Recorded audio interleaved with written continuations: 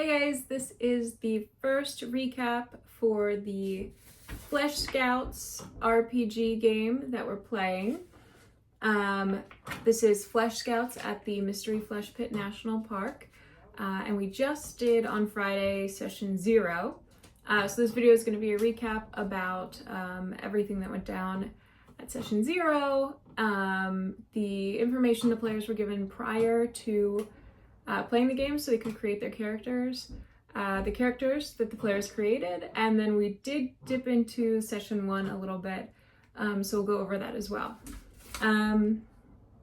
Okay, so to start the game, the campers, calling them campers, not players, campers got a letter that said, "Hello campers, we are so excited to welcome you to the Mystery Flesh Pit National Park Summer Experience sponsored by Anodyne Deep Earth Mining Corporation. We hope you're prepared for the upcoming 3 weeks of fun, learning, and amazement.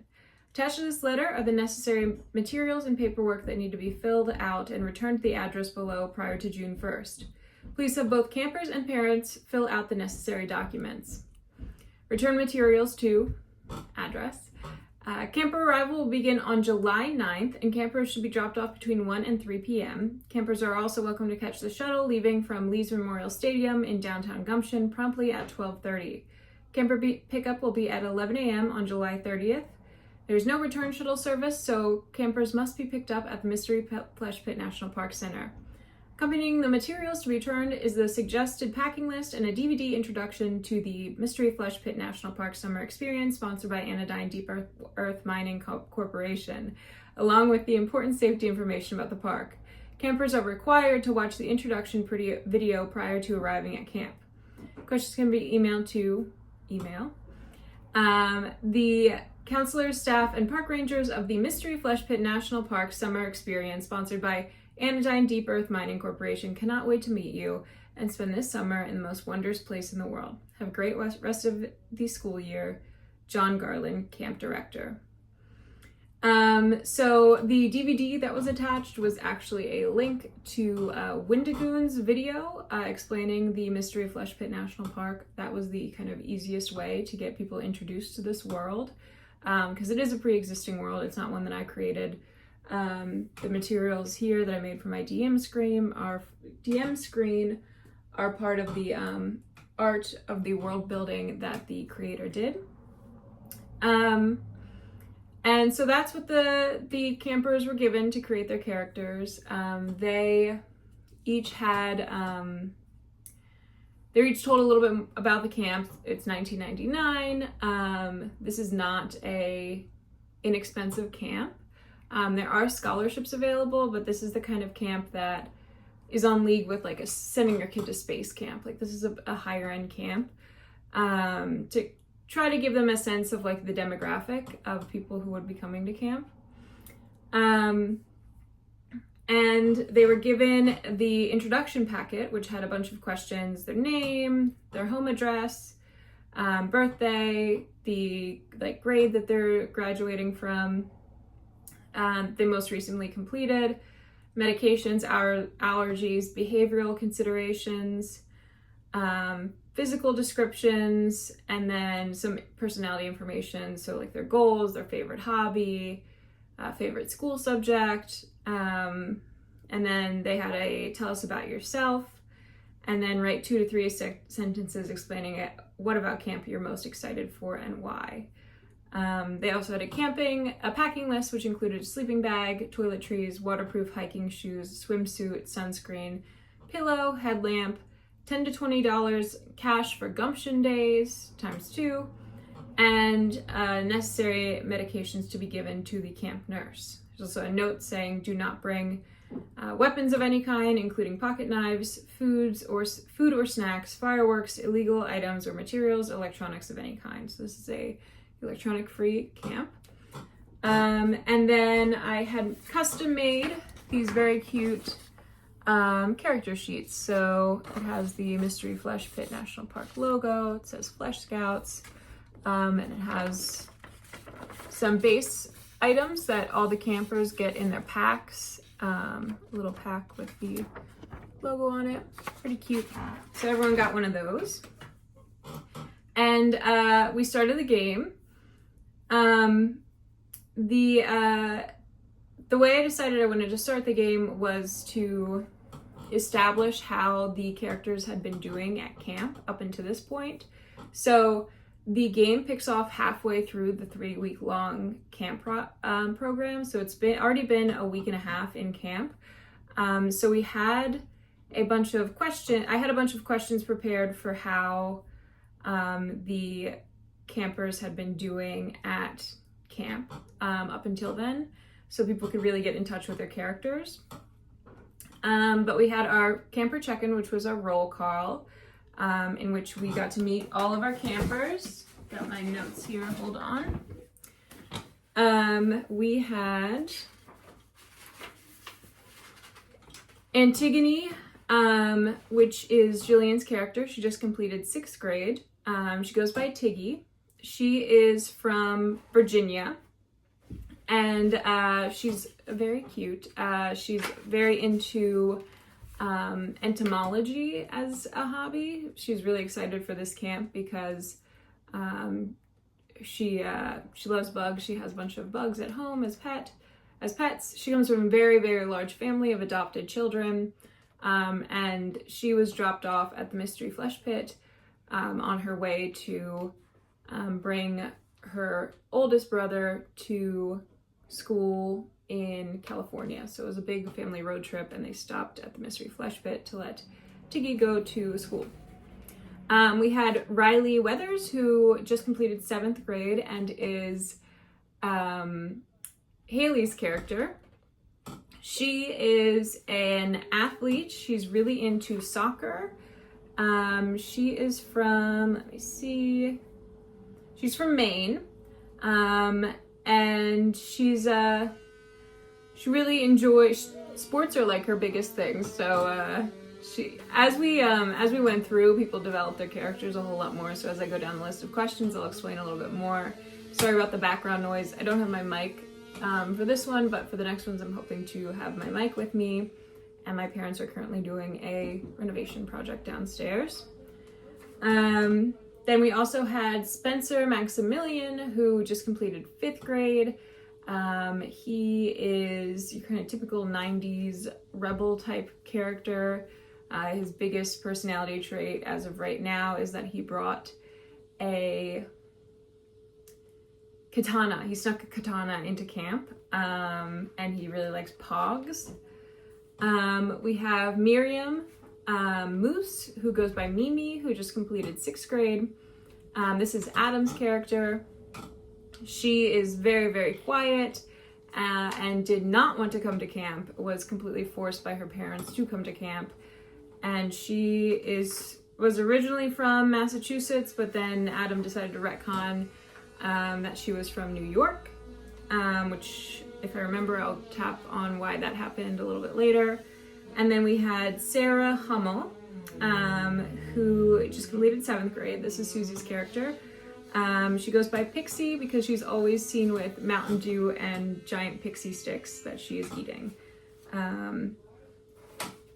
So those were our characters going in, and then we all kind of went around and answered these questions to establish more about who their character is and what had been happening, how their camp experience had gone up till this point.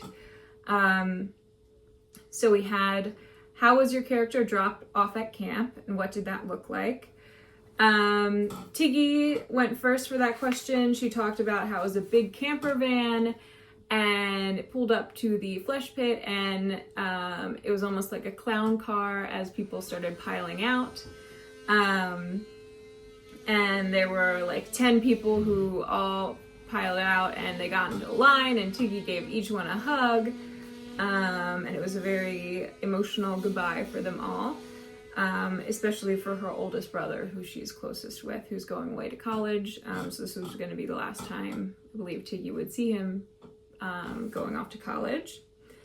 And then, let's see, I don't remember exactly everything that happened. I do remember a few of them. I think Riley flew as an unaccompanied minor and got a taxi to the Mystery Flesh Pit National Park. Spencer was dropped off just by his mom, who patted him down when he got out of the car, and then when she turned her back to get the suitcase out, he dropped to the ground, rolled underneath of the car, and then came back out kind of limping because he had a katana in the leg of his pants. He gave her finger guns goodbye and went into camp. Mimi was dropped off by both of her parents, and she kind of had a distracted goodbye as her parents got into a massive argument in the parking lot, a screaming match that was very embarrassing, and she kind of just walked off after that.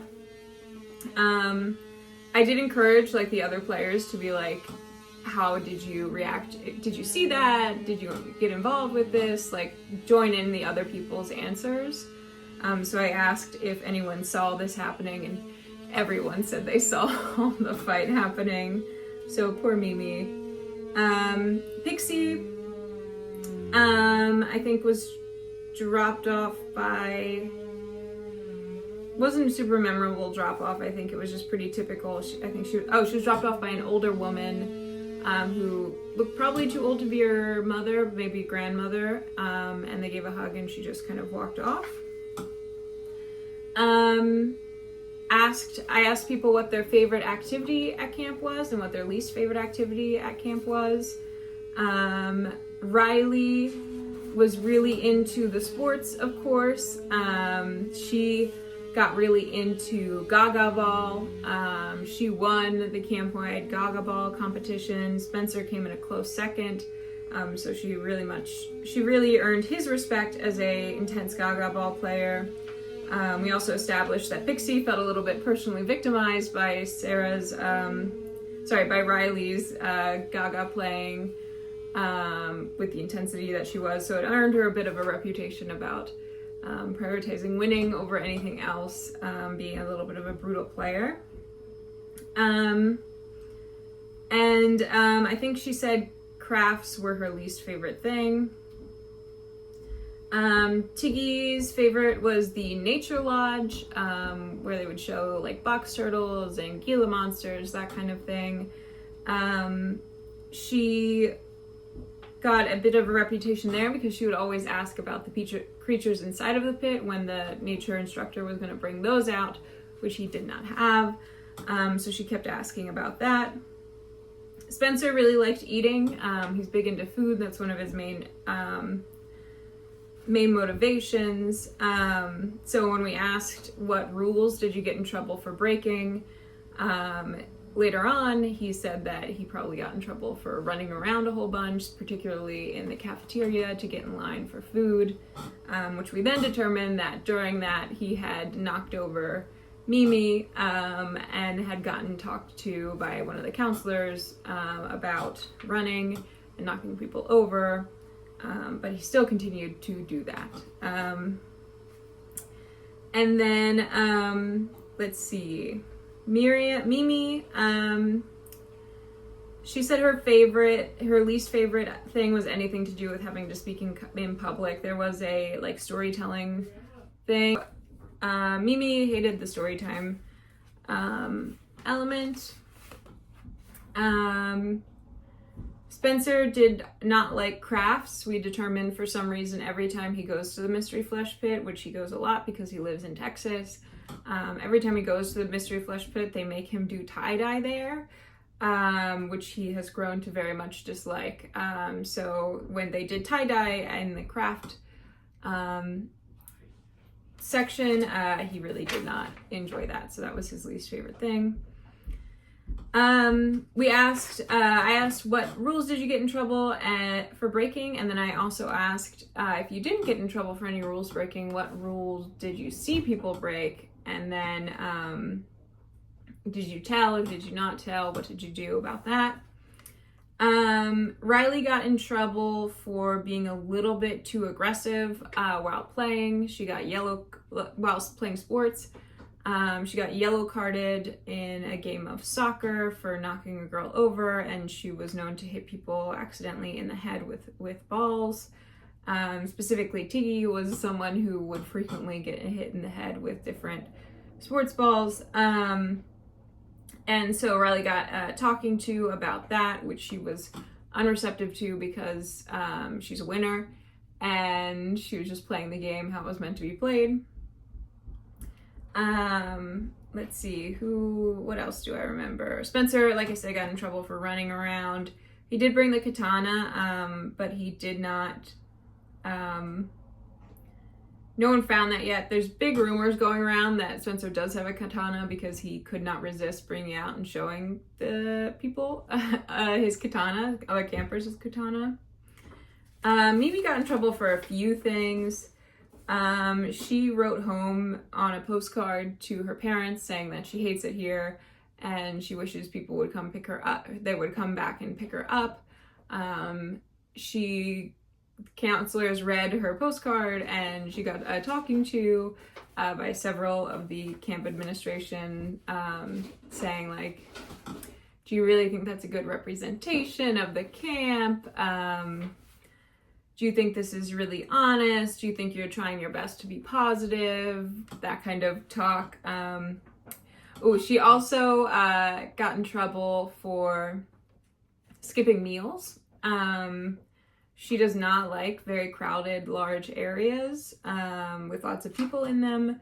So she tried to skip several meals. And it was established that Tiggy has made it her kind of personal goal to be Mimi's friend and to make sure Mimi gets the attention she needs and to look out for Mimi, which is Mimi's worst nightmare. She doesn't want any attention. And Tiggy had noticed that Mimi was skipping meals, so she brought it up to a counselor because she was worried that she wasn't getting food. Tiggy started taking meals to Mimi, which they both got in trouble for with the janitorial staff for attracting insects in, which was very exciting to Tiggy. And she was starting to, I think we talked about her maybe starting to leave bits of food out to attract insects into the cabin so she could study them. But once it got out that Mimi had been skipping meals, there was a big to-do about that, and Mimi got sat down with the school nurse to have a discussion about eating disorders that lasted several hours, and Mimi got a lot of attention from that, which she did not want at all, and now it is the responsibility of several of the counselors to watch her all of the time during mealtime to make sure she's eating, and not only that, but she is made to eat extra, which kind of puts a highlight on her because all the other kids also want more food, but she's the only one who gets more food. Pixie's favorite thing was the camp store because she could go and buy a lot of pixie sticks to get super hyped up on sugar during that. I'm forgetting what her least favorite thing was. And then, let's see. I asked what embarrassing thing has happened to you during camp, because if you went to summer camp as a kid, there's usually something embarrassing that happens to you while you're there, at least in my experience. Lots of embarrassing things happen to me in summer camp. Spencer's embarrassing thing was that he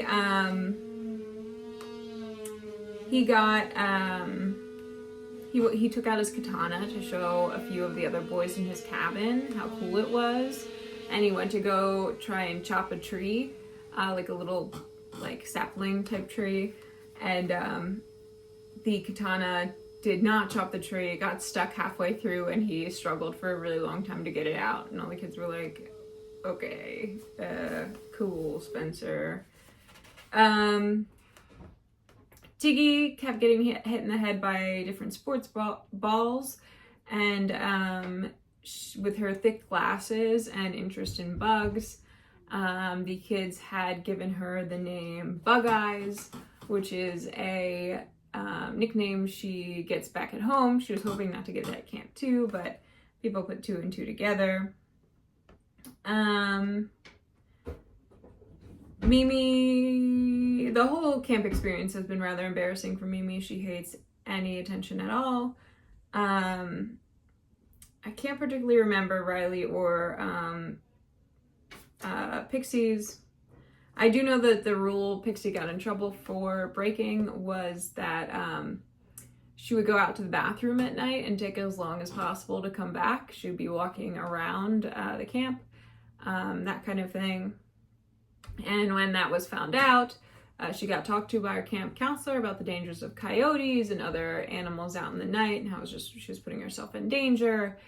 And after that, she continued to take the long way back after going to the bathroom, which resulted in every time she has to go to the bathroom during the night, she has to wake up a counselor. They have to accompany her back, which made her not very popular at all with the camp counselors because they keep having to wake up in the middle of the night. We also talked about any rumors they heard at summer camp. And this was very fun. We had that one of the girl counselors is pregnant and by one of the boy counselors, and she is going to have the baby during camp. One rumor is that the flesh pit bugs are sneaking in to cabins at night and sleeping next to the campers because they are cold. There's also a rumor that people shouldn't go walking around late at night because there's people in the woods that are trying to sacrifice campers to the bugs in the flesh pit, that they have gotten the bugs outside of the pit so that campers can be sacrificed to them. Typical kind of middle school rumor logic. There's a rumor that last year a camper was killed in the dining hall. He either choked or had an allergic reaction and is currently haunting the dining hall. There's a rumor about Riley because she's been so aggressive with the sports playing. So there's a rumor that Riley is actually out on bail from juvie right now for murder or manslaughter. There's a rumor that Spencer has a katana. It hasn't been confirmed by any counselors yet, but the campers are, after he showed the few boys from the cabin, they immediately told everyone about Spencer's katana. There is a rumor that if you run back and forth on the elevator down to the lower visitor center, it will break and you'll fall down, which we determined the kids had 2 experiences so far in the lower visitor center. One was a trip to the museum in the lower visitor center, and one was like a day hike down in the pit.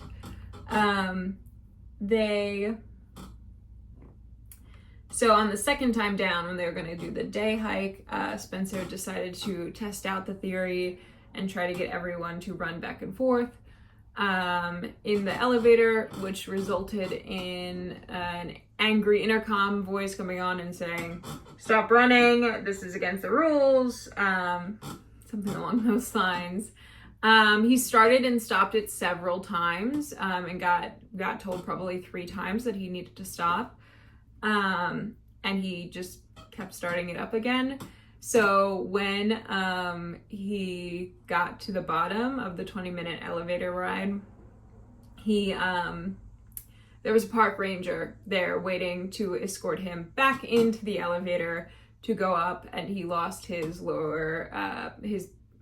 flesh pit experience for that day. And this was not a camp counselor, this was a park ranger who had a gun and everything. So he got in trouble for that.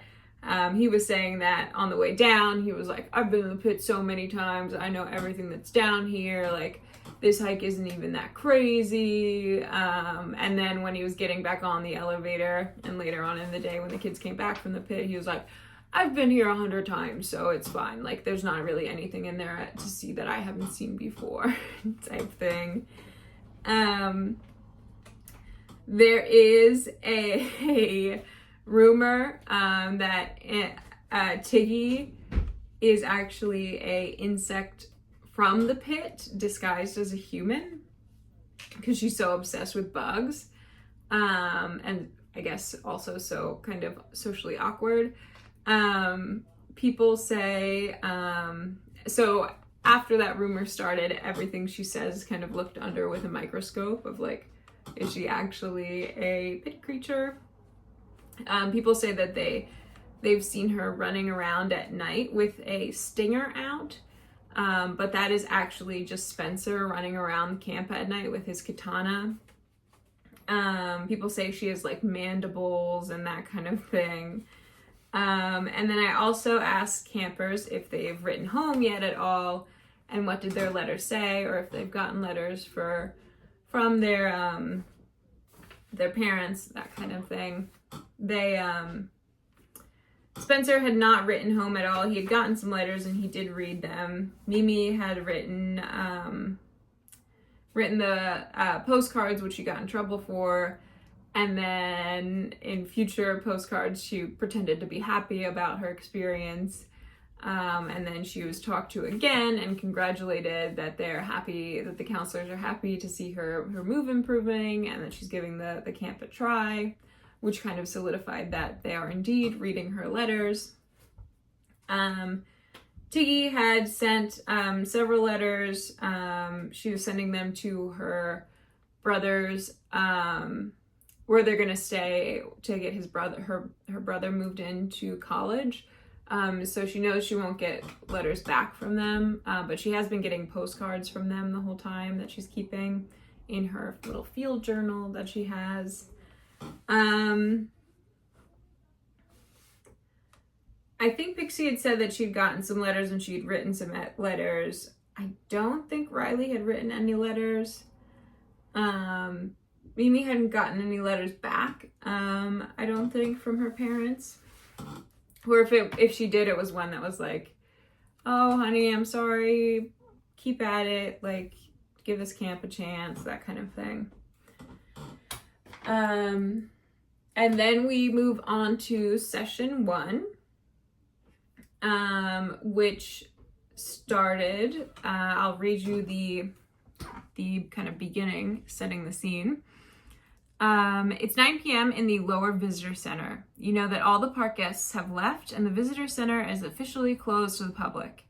You and about 70 other students sit cross-legged on the linoleum floor.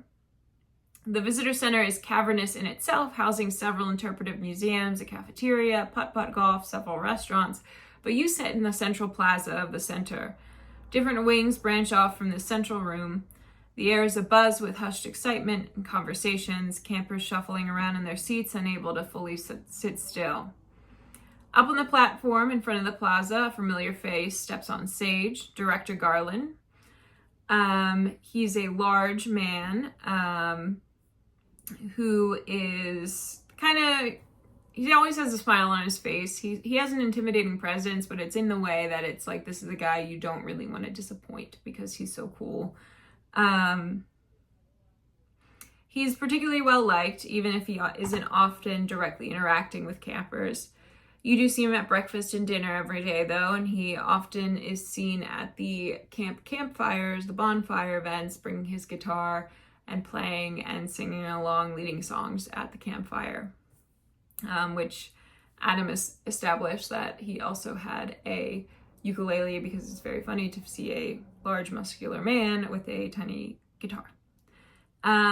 He says, settle down. I know you're all excited to begin the lockdown and enjoy our last night as a whole camp before we break out into our small group immersions. But you all know we have to decide which group you're going to be spending the next week and a half with. Now, I'm sure you've all heard the group listings, but I'll quickly go over them while we hand out the selection sheets.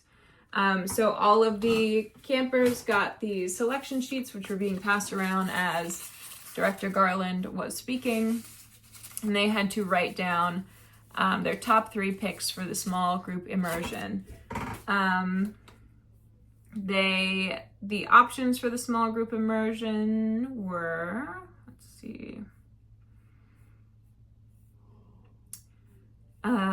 you could pick from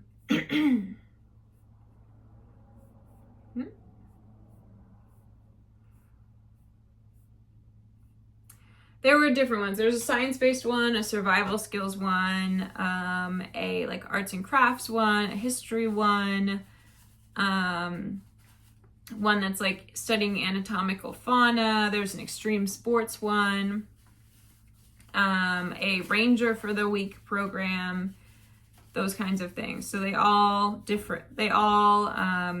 wrote down their top 3, and they were told that they would get to they would try to match you up with a camp that was in a small group immersion that was in your top 3, but they couldn't guarantee anything. And they were supposed to meet back at 12 o'clock midnight, but they were allowed to enjoy the rest of the lockdown in the meantime. And they were told that the cafeteria is stocked with pizza, chicken nuggets, popcorn, ice cream, and more.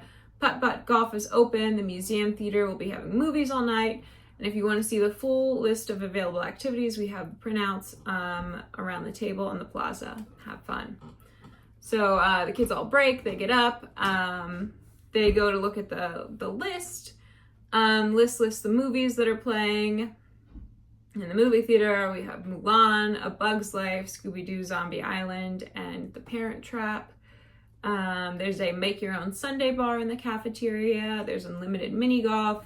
There's arts and crafts set up in the picnic area. There is a Flesh Pit inflatable obstacle course sponsored by Anodyne. The arcade, everything has been set to free in the arcade. And then there's also some board games set up on the observation deck. So all the campers break off. Pixie and Tiggy go to the movies to watch Scooby-Doo Zombie Island. Pixie particularly wants to watch this one because she's not allowed to watch it at home. Tiggy just goes because she doesn't know where else to go. It's not like she had a group of friends that like all met up and were like, okay, let's go do this.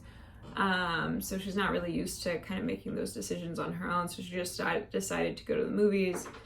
In the meantime, in the movies, there was a group of girls that were talking during the movie pretty loudly.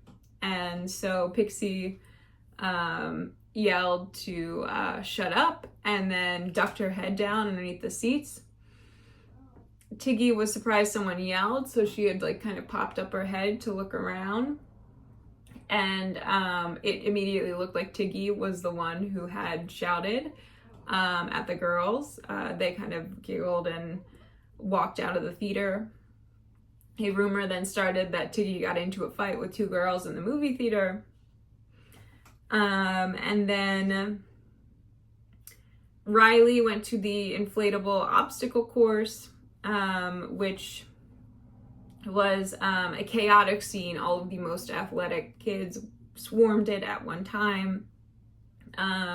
Several kids fell on each other until it kind of calmed down. It was a timed kind of race style adventure course. Riley won. She set the time record for the evening, and then she said she'd be back if someone else beats her record, which was unlikely. She did a pretty good job.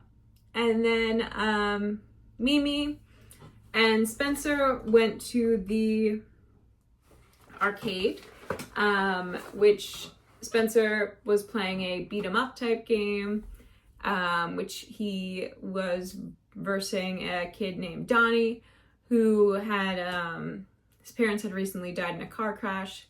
Spencer beat the kid so badly it reminded him of his parents' car crash, which made him go to the bathroom to cry for a while. And then Spencer went over to where Mimi was. She was playing a Ninja Turtles game by herself. And he said that he would get next game. Mimi was doing really well. She wanted to play something that was kind of like on her own, so she didn't have to be around a whole lot of people.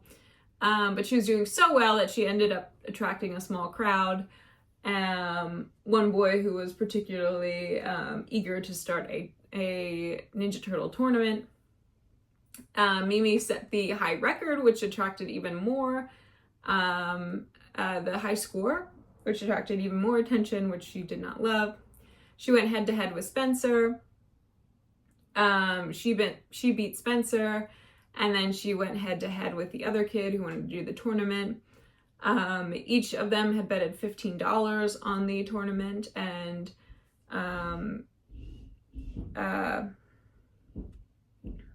Mimi won both of the $15, so she's $45 richer, which was nice. And then after that, the speaker came on and said that campers had 10 minutes to come back down to get their small group assignments. Director Garland was back on the stage. He had a sheet of acetate with these small group immersion assignments. And the campers all found that they were put into the History and Mystery in the Flesh Pit camp. And they were all told to meet up with their camp counselor and their other campers for an introduction to the group before they could go back to the lock-in activities. And so they were supposed to meet in the museum lobby.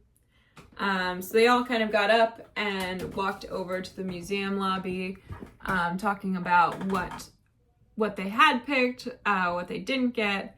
There were several disappointed. Both Spencer and Riley's top pick were the extreme adventures in the pit, which you could only do if you had passed several physical benchmark tests that were given. I think only one person's first choice was History and Mystery in the pit. Everyone else kind of had it as their third, or everyone else had it as their third option. So they were talking about that. As they were walking, this was the time I went to the bathroom and they were just role playing. I didn't hear everything. I know at one point they were asked, they started talking about what their parents did as job, which it was determined that Spencer's mom was a lawyer and he's very wealthy. Comes from a very wealthy family in Texas. His mom was a lawyer, and it was determined that she was a lawyer on the defense of O.J. Simpson. That was the point where Adam decided he wanted to retcon that Mimi is from New York City and that one of her parents works in the World Trade Center and the other one is a firefighter. So it's 1999, who knows what'll happen.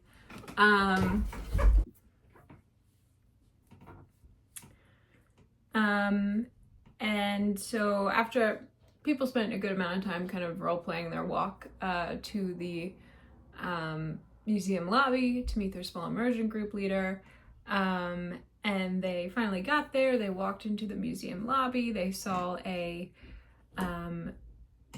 woman sat on the floor cross-legged, and there were two campers next to her, and that is where we ended it. Mainly because we didn't have all of our players, so I'm hoping next session we'll have the other players who haven't been introduced to the story yet.